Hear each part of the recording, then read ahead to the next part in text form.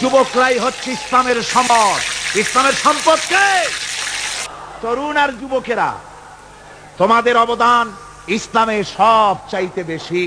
মনে রাখবেন যুবকেরা, শোনো, ইসলাম প্রতিষ্ঠিত হয়েছে তোমাদের রক্তের উপরে। কাদের রক্তের উপরে? যুবকদের রক্তের উপরে। যারা ইসলাম প্রথম কবুল করেছিলেন তারা কিন্তু বুড়ো ছিলেন না কেউ। প্রথম যে ব্যক্তি ইসলাম কবুল করলেন হযরতে সাইয়্যিদুনা আবু বকর সিদ্দিক রাদিয়াল্লাহু তাআলা আনহু, বয়স ছিল 37 বছর।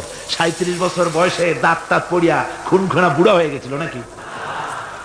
হযরত ওমর ইসলাম যখন কবুল করেন তখন তিনি ছিলেন 26 বছরের টকবগে যুবক।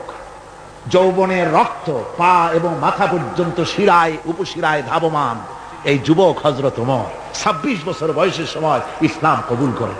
হযরত আব্দুর রহমান বিন আউফ যখন ইসলাম কবুল করেন বয়স ছিল মাত্র 17 বছর। হযরত আলী যখন ইসলাম কবুল করেন তখন বয়স ছিল মাত্র 8.5 বছর।